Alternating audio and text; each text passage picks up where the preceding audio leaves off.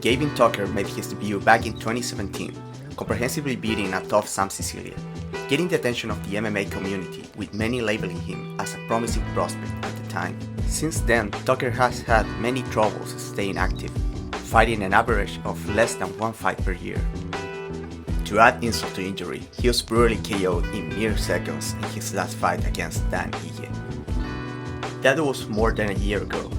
He looks to get back in the winning column this Saturday against Diego Lopez.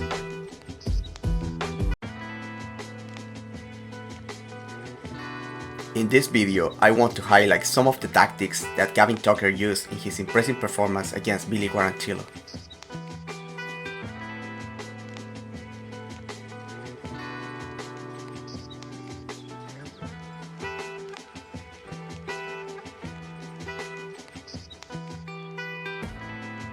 MMA fighters spend a lot of time in the clinch. At lower levels, even when they are not good in there or don't intend to spend time clinching, because of the lack of defense at long range and the limited options most fighters have when it comes to close distance, they end up in close quarters, wrestling, grappling, pummeling and striking chest to chest against the cage. In this fight, Gavin Tucker showed quite a few ways of purposefully and safely entering the clinch.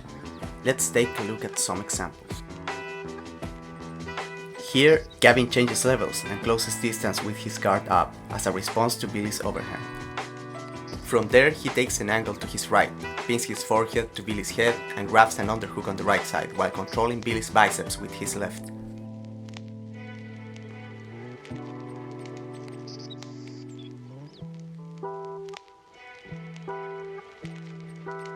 He used this formula to enter the clinch a lot throughout the fight. Get a read on the strike, close distance, take an angle, head positioning, underhook and biceps control. He can also set the position up from a strike of his own and also from framing.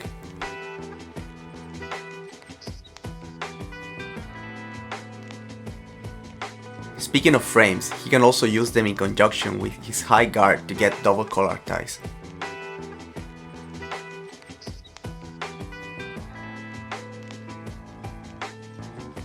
If you have the ability to control when clinches happen, you have a better chance of dictating the pace and phases of a fight. Now let's see how Tucker strikes into the clinch and inside of it. Gavin frames with his right hand and threatens an elbow with his left.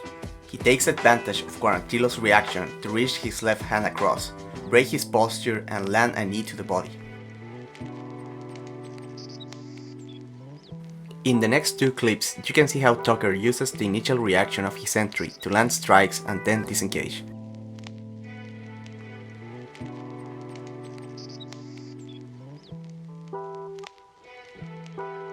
Here he hops into range with a knee feint, only to strike with an elbow on the other side. One key aspect of Tucker's success in the clinch is his footwork. In the clinch, fighters are mostly either pushing or pulling, and Tucker times his pivots and circling based on that to create openings.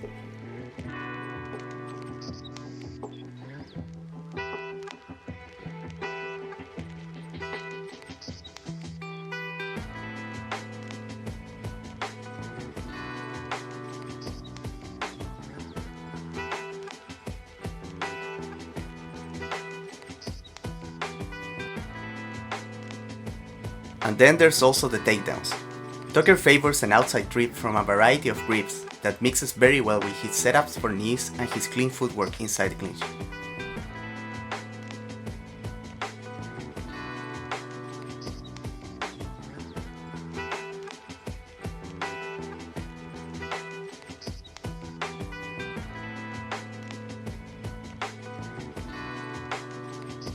Obviously, what happens inside the clinch during a fight is a lot more nuanced, but you can use this as a starting point to see things that maybe you didn't before. Remember to subscribe, follow our social media accounts and consider supporting us on Patreon for a lot of exclusive content that we cannot share here on YouTube. Links in the description. Thank you for watching.